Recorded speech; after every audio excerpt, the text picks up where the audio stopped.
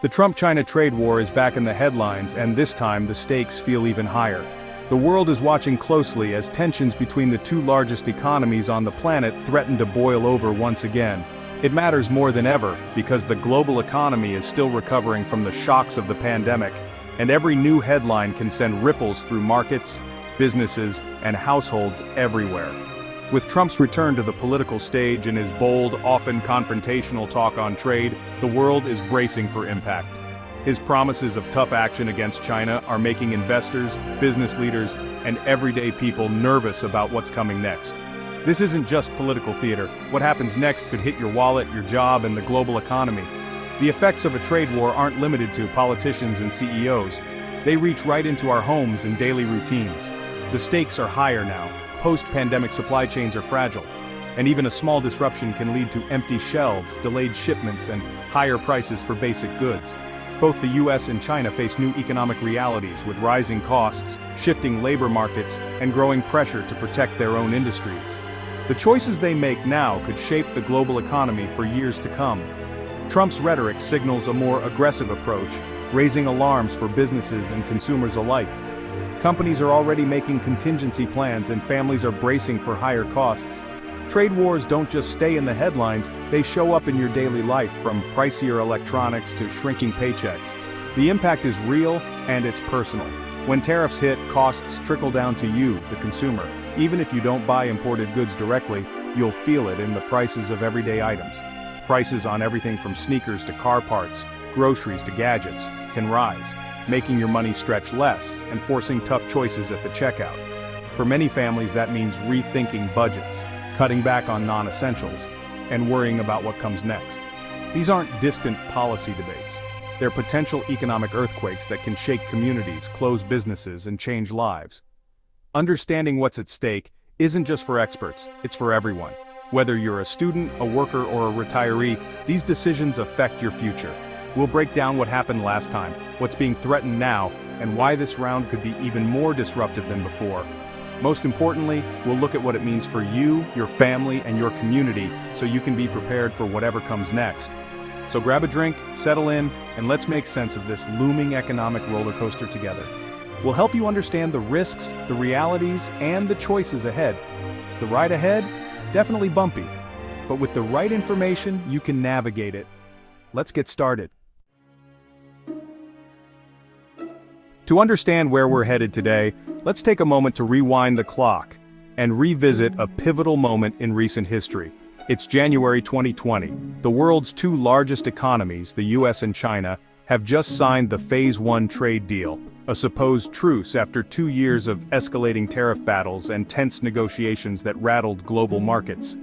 Under this agreement, China pledged to buy an additional $200 billion in US goods and services, ranging from soybeans and agricultural products to energy and manufactured goods, while the US agreed to ease some of the tariffs that had been hurting both economies. There was a sense of cautious optimism in the air. But just as the ink was drying, COVID-19 swept across the globe, upending global trade, shutting down factories, and making those ambitious targets nearly impossible to reach. Supply chains ground to a halt, demand for goods collapsed, and China found itself unable to meet its purchase commitments despite initial efforts. By the end of 2021, China had managed to buy only about 57% of what it had promised, falling far short of the deal's lofty goals. For President Trump, this shortfall was proof that China couldn't be trusted to keep its word. For Chinese officials, it was an unavoidable crisis brought on by a global pandemic no one could have predicted. The deal, once hailed as a breakthrough, quietly fizzled out, leaving behind a trail of mistrust, broken promises, and unresolved issues that still linger today. Instead of a lasting solution, the world was left with a stalemate. Two sides locked in disagreement, unable to move forward. The pandemic didn't just disrupt trade, it fundamentally changed the rules of the game, forcing countries to rethink their strategies and priorities. The legacy of this period? Broken promises, deepening mistrust, and a widening rift between two economic superpowers. And that's the backdrop for today's renewed tensions and ongoing disputes. So how do both sides explain what went wrong? Let's take a closer look at how each frames the blame and what it means for the future. Trump's case is blunt and direct. He accuses China of cheating on a global scale.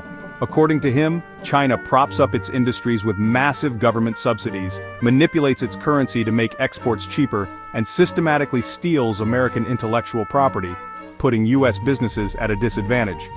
Trump claims the Phase 1 trade deal was meant to hold China accountable, a test of their willingness to play fair.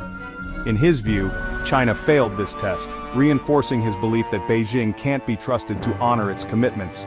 For Trump, the ever-growing U.S. trade deficit with China is the clearest evidence. America is losing out while China reaps the rewards year after year. He points to shuttered factories and empty assembly lines across the Midwest, blaming China for the loss of millions of American manufacturing jobs and the decline of once thriving communities. China, on the other hand, tells a very different story. Chinese officials insist their economic rise is the result of relentless hard work, innovation, and careful long-term planning, not cheating or unfair practices. They argue that the trade deficit is largely driven by American consumer demand for affordable goods and the realities of global supply chains, not by manipulation or trickery. In fact, many of the products labeled Made in China are actually produced by American companies operating within China, taking advantage of lower costs and efficient manufacturing. When it comes to the Phase 1 deal, China points to the COVID-19 pandemic as an unforeseeable global crisis that disrupted trade flows, not as evidence of bad faith or deliberate non-compliance. Economic data does show that China increased its purchases of U.S. goods, though not to the full extent promised in the deal. The numbers are complex and both sides interpret them differently. Ultimately, both the U.S. and China have their own narratives, each backed by selective facts and figures. The reality, as always, is far more complicated than either side admits. The result? Deep mistrust, a war of words, and a narrative battle that continues to fuel tensions between the world's two largest economies. But beyond the headlines and political drama, what does all this mean for you and your wallet? Let's break it down. Here's the bottom line. If tariffs go up, you pay more. Tariffs are taxes on imports, costs that businesses pass straight to consumers. During the last trade war, studies showed Americans bore nearly all the tariff costs. Everyday items, appliances, clothes, electronics, got more expensive. A sweeping new tariff would hit thousands of products, raising your grocery bill, shopping costs, and more. It's not just about prices. Many U.S. manufacturers rely on Chinese parts. Higher costs could mean layoffs, higher prices, or even moving jobs overseas. Farmers are especially vulnerable. China is a huge buyer of U.S. crops. When tariffs hit, China retaliates, and American farmers lose access to key markets. The intended target is China, but the pain often lands at home. Tariffs can boomerang, hurting consumers, workers, and businesses alike. The ripple effects are real and immediate. Trade wars aren't just headlines, they're felt in your wallet. So is this economic self-defense or self-sabotage? Let's weigh the arguments. Tariff supporters say it's about protecting American jobs and industries. Make Chinese goods pricier and Americans will buy local, boosting factories and creating jobs. Tariffs are also seen as leverage to force China to play fair on trade and tech. The pain now, they argue, is worth the long-term gain of a stronger, more secure economy. Critics, though, call tariffs a blunt tool that backfires. They say tariffs are a tax on Americans, hitting lower and middle-income families hardest. Job gains in protected industries are often offset by losses elsewhere. Tariffs can spark global trade wars, slow growth, and create uncertainty. There are smarter ways to address China's trade practices, like working with allies, not going it alone. The debate is fierce, but the risks of escalation are real. So, what could a new trade war actually look like? Trump's new plan? Go big, maybe a 60% tariff on all Chinese imports. That's triple the current average, making Chinese goods far more expensive overnight. It's not a targeted move, it's a shockwave through the entire economy. There's also talk of phasing out all Chinese imports of key goods, electronics, steel, even medicine. The goal forced companies to move supply chains out of China, either back to the US or to friendlier countries. This would be costly and disruptive, at least in the short term. Targeted penalties on Chinese tech and green industries could escalate the tech war. Expanding the blacklist of Chinese companies would further strain ties. Revoking China's most favored nation status would allow even higher tariffs. These moves would fundamentally alter US-China trade, pushing both toward confrontation. The message: decouple, compete, and prepare for a new era of rivalry. But China has its own playbook. China won't just take the hit, it'll hit back. First, expect retaliatory tariffs on U.S. goods, especially farm products like soybeans and pork. U.S. agriculture would feel the pain fast. China could also target American companies in China with regulatory hurdles, inspections, and delays. For giants like Apple and Tesla, this could mean big trouble. China controls over 80% of rare earth minerals, vital for tech and defense. Restricting exports could cripple U.S. industries. Financially, China could shift away from the U.S. dollar in global trade, slowly undermining American economic power. Selling U.S. Treasury bonds is unlikely but not impossible. The point: China has leverage, and it's willing to use it. A trade war isn't one-sided, it's a high-stakes game with real risks for both. So, where does this all lead? Let's look at the possible futures. We're at a crossroads with three possible paths. First, full-scale escalation.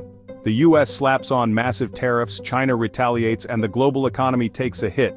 Think recession, chaos, and a new Cold War. Second, negotiation. Tough talk gives way to compromise, leading to a new, more enforceable deal. This would require real concessions and diplomatic skill but could stabilize relations. Third, stalemate. Some new tariffs, some retaliation, but no all-out war. The result: ongoing tension, supply chain shifts, and constant uncertainty. The world could split into US and China-led economic blocs. Each path has huge consequences for jobs, prices, and global stability. The decisions made in Washington and Beijing will shape the next decade. Will leaders choose confrontation, compromise, or uneasy competition? The stakes couldn't be higher. The world is watching and waiting. So what now?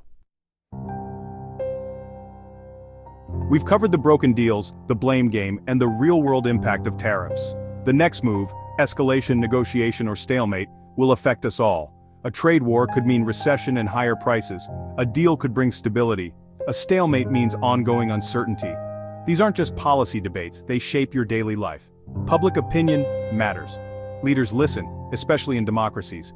Understanding and discussing these issues is the first step. Whether you support tariffs or not, your voice is part of the conversation. The future of trade, jobs, and prices is on the line. So what do you think? Are we headed for another trade war, a breakthrough, or more of the same? The story isn't just about leaders, it's about all of us.